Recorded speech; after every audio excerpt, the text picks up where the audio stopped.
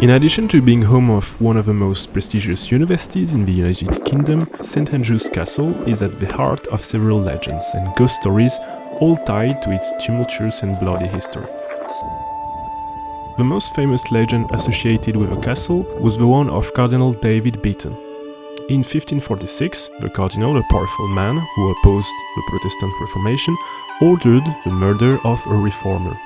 In retaliation, a group of Protestant nobles broke into the castle and assassinated him in his room.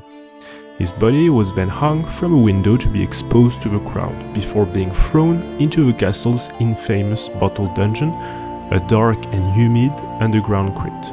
It is said the restless spirit of Cardinal David Beaton still haunts the castle ruins, eternally searching for peace. Another legend is linked to Central's Tower. For several hundred years, a spectral figure has haunted the rooms of Central's. An apparition has been seen walking up and down Central's tower steps, and on occasion the spirit is witnessed looking out the tower windows. The mysterious figure witnessed is said to be the spirit of Robert de Montrose, a 12th century prior. During his life, he was a good and just man, but wasn't afraid to punish any monk who broke their vows. As a result, one monk, who had been disciplined by de Montrose, threw him out of a window of a tower.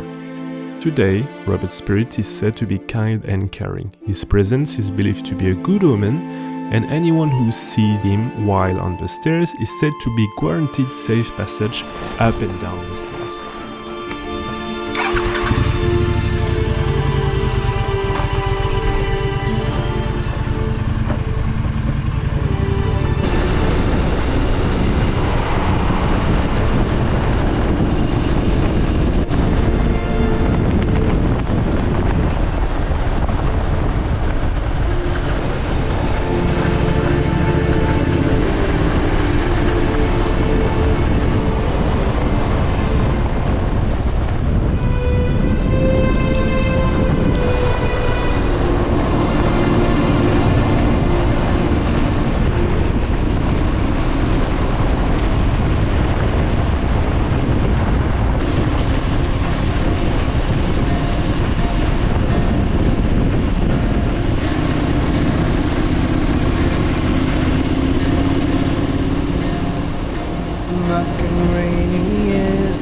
The snow is starting to carry, lightning scream athwart the lift, and winds drive on with his fury. Oh, are you sleeping, Maggie? Oh, are you sleeping, Maggie? Let me in.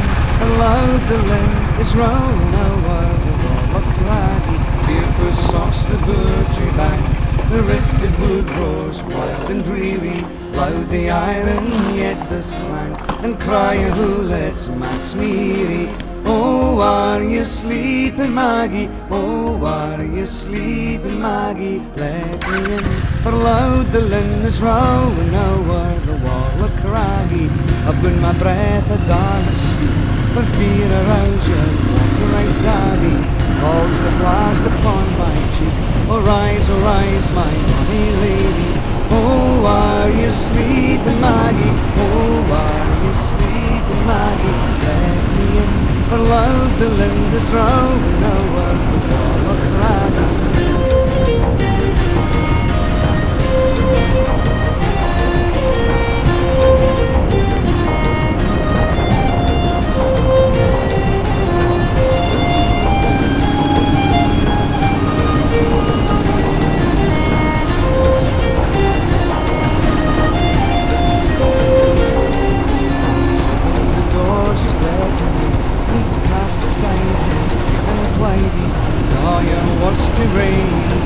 Since Maggie knew I'm beside you, knew since you're walking, Maggie, knew since you're walking, Maggie. What care I for bullets cry, for Burtree bank or Borlock craggy?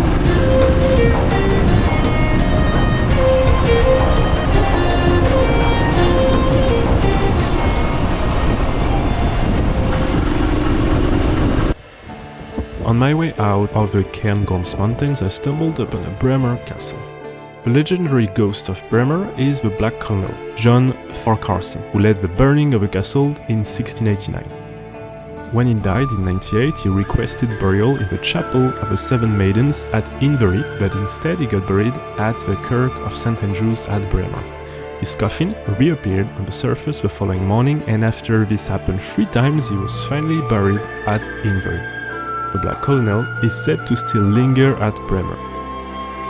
Another ghost story revolves around the tragic story of a young honeymooning couple in the 18th century who stayed at the castle on their wedding night in the day when it was used as a holiday home.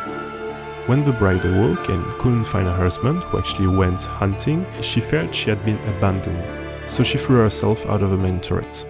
Peace to the newlywed visitors as a ghost in a long white nightgown.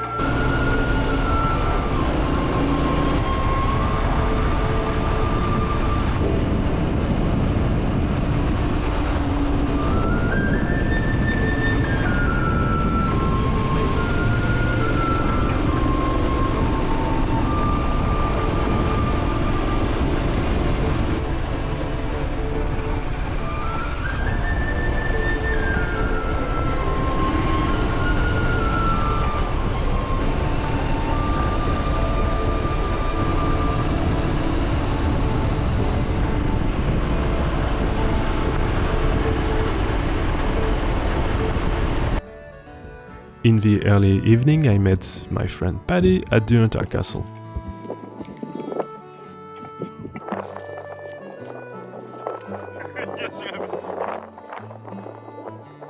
According to legend, during the Wars of Independence, William Wallace trapped an English garrison of several thousand men inside Dunotar's chapel before setting it to fire, and those who escaped the fire were driven over the cliff. Nearly 4 centuries later, Dunotar again became a place of suffering. Almost 200 Covenanters, imprisoned for refusing loyalty to King James VII, were sent into a dark, airless vault in the castle. Disease, madness, and death followed, and even the escape attempts ended in tragedy.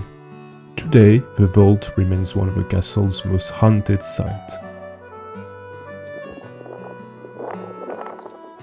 Also, during English Civil War, Oliver Cromwell's army tried to seize the Scottish crown jewels, called the Honour of Scotland. The crown, the sceptre, and sword of state. First kept in Edinburgh, they were then hidden in Dunotar, but as the siege tightened, Christian Fletcher, Minister's wife from Kinniff, smuggled them out under her cloak. She buried them in Kinniff Church, saving the treasures and protecting Scotland's royal symbols.